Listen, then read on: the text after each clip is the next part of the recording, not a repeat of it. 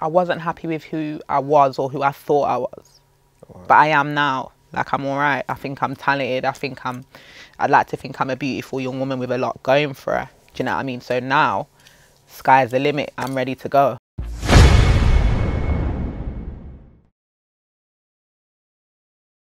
So tell me, like, so where were you born and raised? I was born and raised in Leicester, Highfields. That's a place in Leicester. That's where I grew. That's where I was born and raised. I had a very good upbringing and a good childhood, to be fair. I had fun. I enjoyed it. Leicester and my people and my neighbourhood was a place that I loved being in and being around. So yeah, I'm from Leicester. Born in the Leicester Royal Infirmary. If you're from Leicester or you go DMU, you'll know, because it's mad close to the uni sides. Yeah.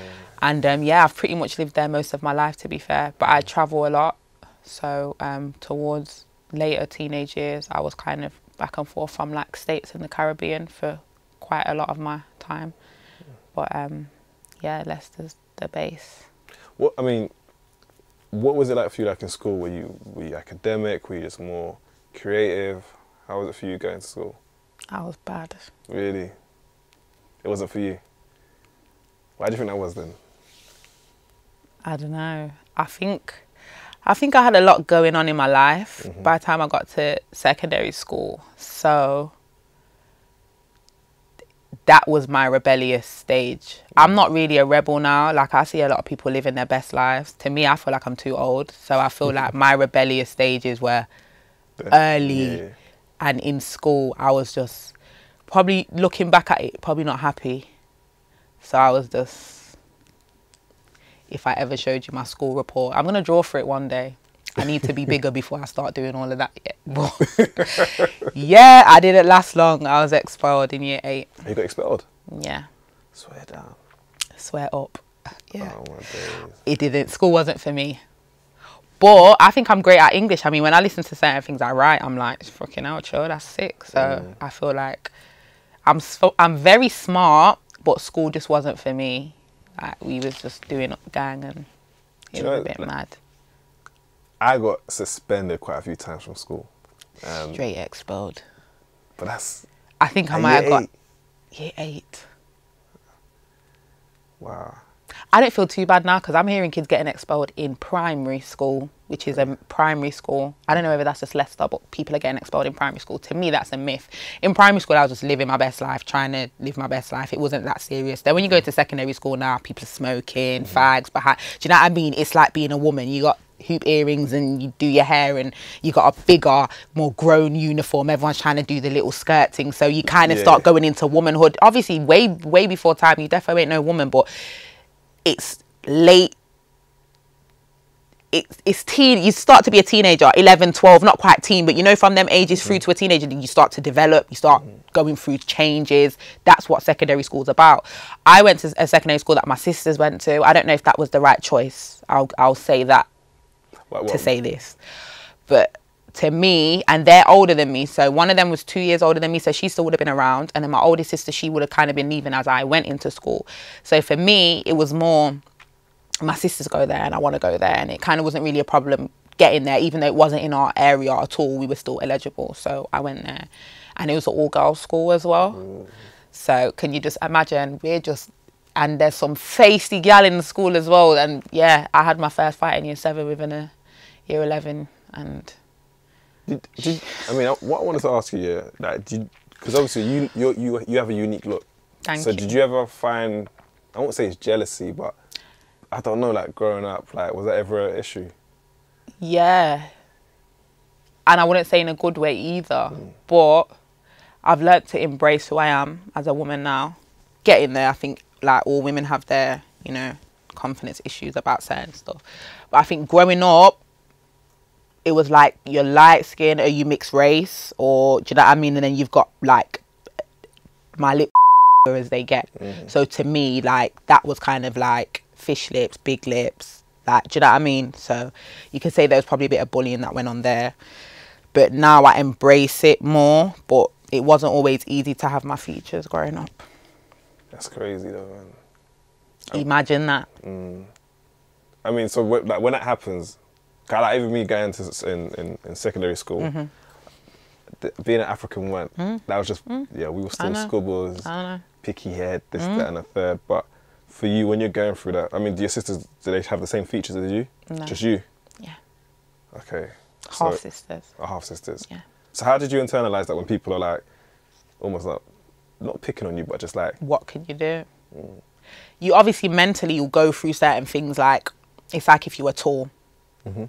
You might wish you were shorter, or if you were short, you wish you was taller, or if you didn't have no lips, you're like, I wish my lips were bigger. And even if you have fillers, sometimes it really makes no difference when you just don't have that frame of mouth. Do you know what I mean? So it's just kind of one of them ones where I think it does get females down. And obviously being a woman is just proper difficult in general, because there's this perfect image of what a woman's supposed to look like. And I wouldn't say, there wasn't loads of black girls in the school. There was a decent amount, but it wasn't, it was in a white kind of neighbourhood. It was basically in Saffron Lane. It's not like a black area. And if it was like mixed race. There's probably a lot of mixed race people around there. So I think being in school, like secondary school, my primary school, there wasn't a lot of black people at all. I think it was probably me, and there was an African girl called Amalola. She was in my class, and that was probably it in terms of girls. And there might have been like 2 or 3 other black boys. So that was really like, we was really outnumbered and stuff. So that would have been like, look at her features or look at his hair or whatever, because it's kids, but kids are proper innocent. Do you know what I mean? So it's just, sometimes they're not making fun. It's just like, what's that, mum? You know, kids, they just say things without thinking, and then it's kind of like, shh, don't do that. Like, do you know what I mean? You kind of have to tell them, you know, even if you do see someone who looks like this, or they don't have this or something's different, you can't be like that. In secondary school, it's kind of like you're more defensive. So you see like them little high school programs where they're all fighting in school breaks and stuff like that. It gets to like, you're more older now, you're grown up now, so you're kind of handling yourself more and stuff. But I think in general, I don't know, you just have to have self-confidence really, but it's hard to have. At that age, it's like, that's when you're like... Exactly. And I think it's very important at schools for certain things to be like pinpointed and touched upon, because they're the years that really make you as a person, in my opinion. So if you have a hard time at school, you have people committing suicide, you have people changing their body, having all kinds of work done and stuff like that from what they've been told, or a boyfriend they had who they really loved, who they fell out with, and then it was because of this, or we got with another girl like this. So I think it is important for us to embrace our differences, whether it be culturally, our appearances and stuff like that. I think that's very important growing up. But it all kind of starts from home as well. When you've got good parenting, people telling you, you know, you're beautiful, and always keeping you confident, trying to keep you confident in that way, that can help. But it's definitely not easy to be a black girl in school, or an Indian girl. I can imagine anything that's not white, if that makes sense. 100%. So, when you get expelled, then that's what, 12? So what are you doing then? About 13. 12, 13. You go naughty school, isn't it? Oh, those ones where everyone is getting expelled.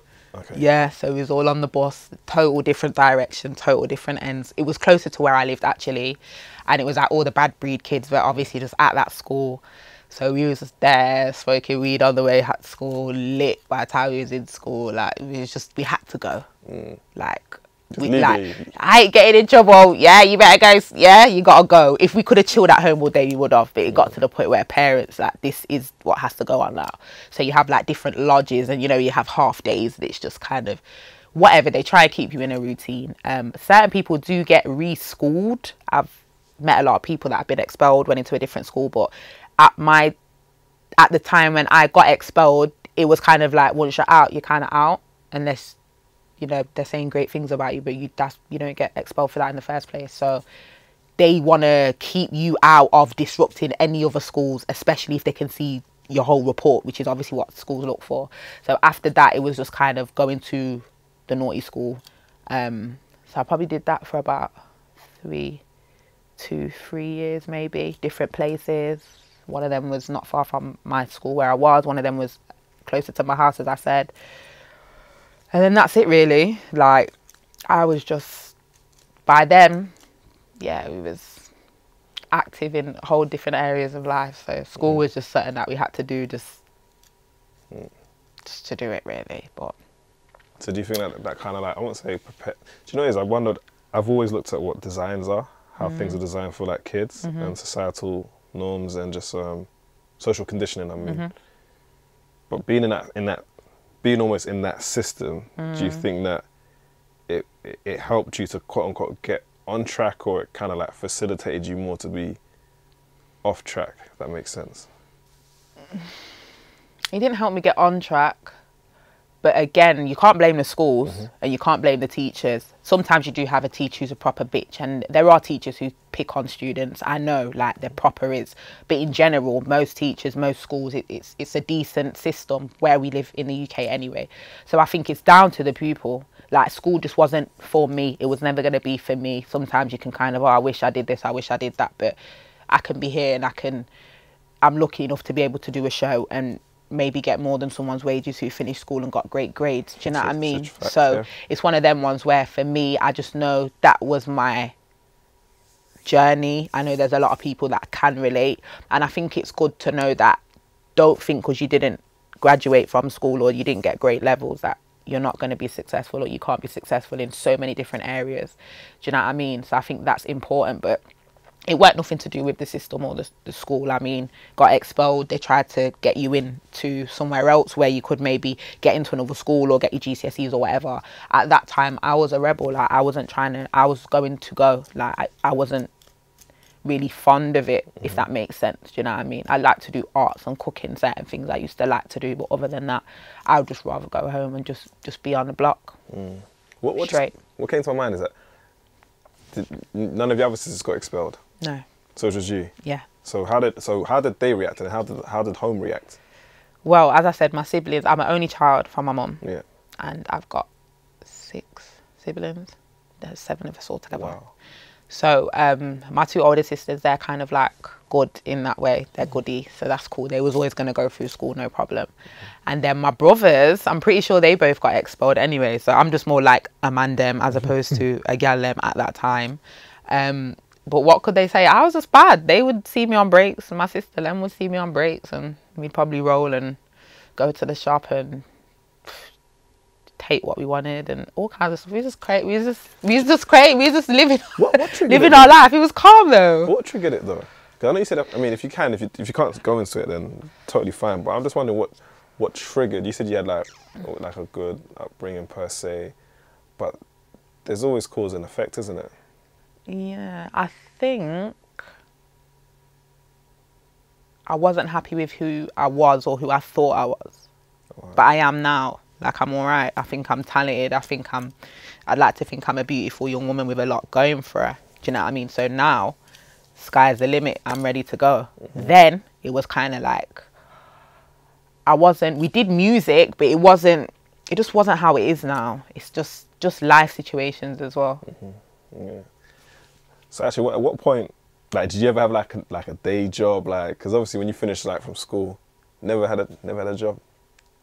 I'm a hustler. Always been a hustler. Real, okay. We can leave it at that. You dig? But yeah, I did a next Christmas temp. Left that same day, weren't feeling it. My sister had a packaging job.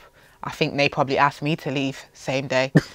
And that was a funny dilemma. I'll get onto that one another time when I'm famous. But it's weird how you can work for someone and then someone else kind of ends up in reverse effect. But yeah, I can't do the job thing. I've done some voluntary work. I did voluntary work at a library for some months. That was quite fun, bringing in the books, taking them in, shelving them and stuff like that. I thought that was quite fun.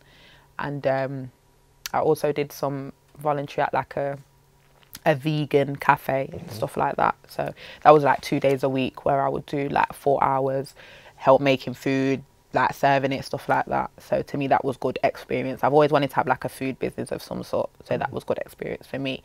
And then again, it was just like something to do while I was doing street stuff or just kind of hanging out, just to kind of try and give myself a routine. And even now, it's like when you're doing music, which is just like, it's such an unsociable job to do. Facts. To me, I'm like, maybe I do need a job. Maybe I do need some kind of structure, or maybe, do you know what I mean? Even if I give myself my own job that I do this this amount of times a day, like just even if it's reading a book or doing something to benefit my knowledge. You understand what I'm saying? Like, I think it's good to give yourself structure, because if not, we go bed late, we wake up late one day, mad early one day for something that we need to do, and it's literally all over the place. So it looks good, it looks like we're all living and getting all this free stuff, but it's not. There's actually so much involved. But I said from a young age, I don't want to work for no one. Like, and my mum was quite happy for me not to. Do you know what I mean? She's been working in the system most of her life since 17. My grandma came here on the Windrush boat from Jamaica to help build this country, and they've all inputted into it. I don't want to just live and die here and just be a number or a name. I need to, yeah, be remembered for something. I feel that energy from you, because even from when you're saying that, maybe we're talking outside, you have more of a global idea of yourself. You see yourself in various places in the world, and you believe that your talent will take you there. 100%. But when was the actual first time you started making music? Like the first time? I'd say about 13, 14. Wait, was it rap then? Was it singing? Was it grime? Okay, grime. 11, 12, 13, because my auntie and my uncle, they had a summer scheme program. So we have a place in Highfield called the African Caribbean Centre, which is one of the centres we have for Afro-Caribbean people to congregate. It's a black people place for black people, really, and in Leicester, and there's not too many places like that. But yeah, the African Caribbean Centre, like, we was all there growing up, like, a lot, whether it was just hanging around causing trouble, you going in to use the toilet, or whether we had dance classes or whatever. So if you was trying to do something, you could go to the African Caribbean Centre and say, look, I want to do this, I've got this, or I don't have this, and they'd kind of let you know, well, go on. And then obviously you try and get the youths in the community involved in that way. So we did a lot of Track Records was like a music summer school. Music, DJing, producing, dancing. So you would have girls that would dance. My sister, my older sister, she was always into her dance. So you would have like girls doing dancing in the studio. You'd have the man them making beats with my brother who produces. He was one of the people that used to kind of help the young people. And then obviously we'd have like writing sessions and stuff like that. So whether you was just going to like piss around and just be there because everyone was there, or whether you was actually going to get involved, that was there for us. So I was a lucky person to be able to benefit from that, because a lot of the young people today that are doing like music, even like the 16, 17, 15-year-olds, like the youngers in my area, like, we don't have no studios where you can go for free. At one point we had studios in loads of different areas. There was a place called Ecoage, that was a place called Watershed, there was Highfield Centre, there was African Caribbean Centre, there was loads of different places where you could record, but a lot of things got shut down from the government. And then obviously there's certain like beefs where you don't even go certain areas now.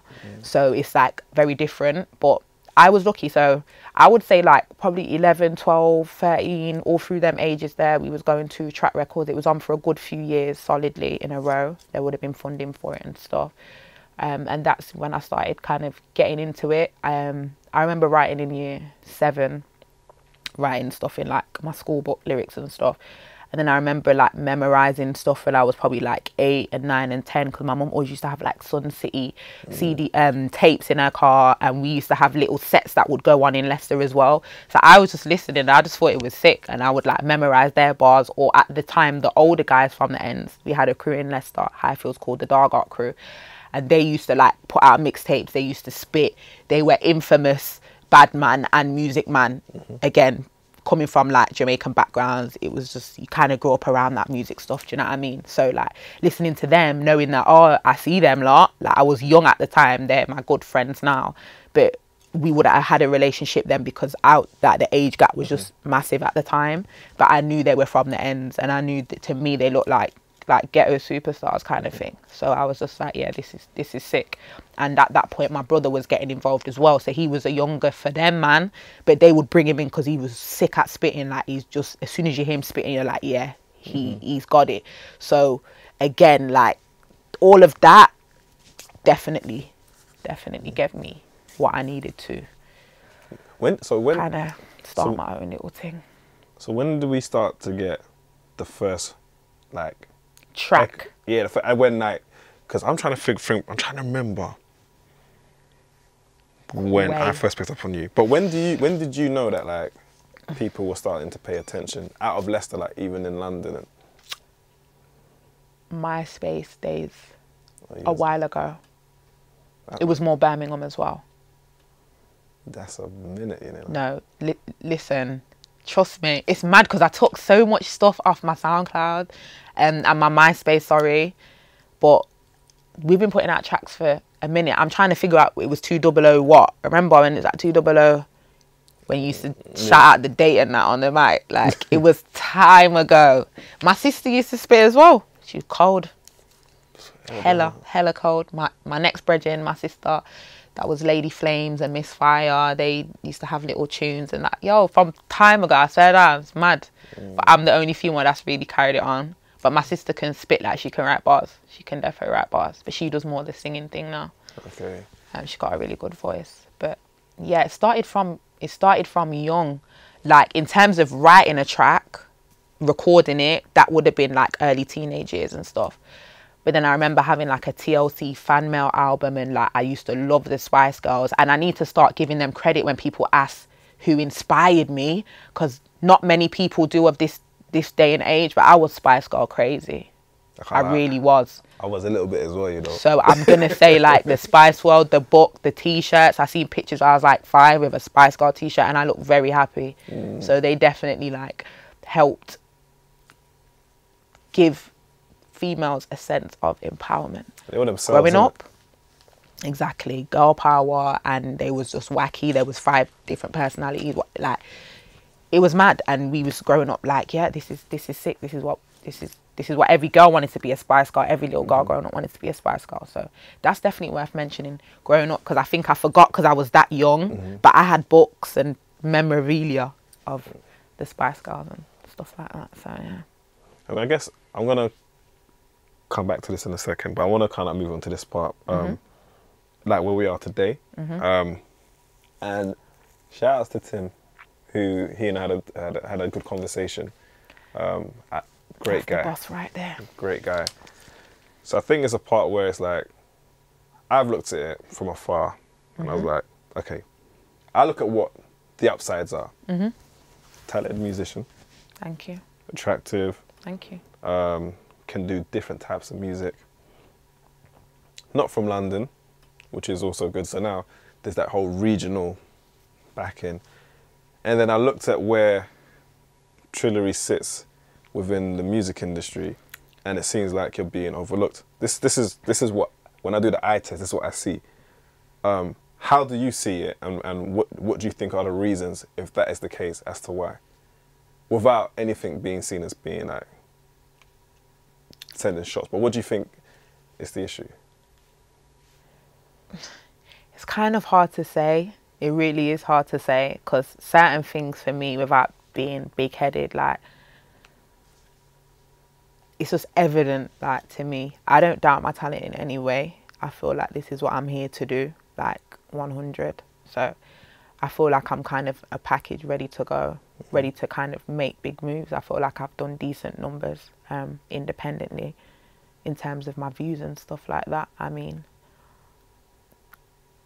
you can't not put me up there with the females in the UK, because not like, I don't get mills on every video, but I've done, you know, a good amount of views, and I've had 2 videos in particular that are looking like it's going to be 4 mil and 5 mil. And, do you know what I mean? The numbers speak for themselves. People watch me more than they stream me, slightly, but I know why that is, because I feel like I was kind of the first woman to really do the sexy thing. So when I did Come Over Me Yard, that's like 2 years ago now, that was me on a bed in my underwear, and the song was called Come Over Me Yard. So I have a lot of involvement in my videos. I kind of put a lot of stuff together. I just know how I want things to look sometimes. So a lot of the times when I do videos, I might have an idea, like, do your thing, but I want it to be along these lines. Yeah, that is, it obviously explains to me why people watch me more, because visually they're seeing something that they might not see in other places, etc. I feel like I was the first one to kind of really do something like mad sexy. And when I look back at it now, I don't even think it's that sexy, but at the time there wasn't really no one doing that in the UK.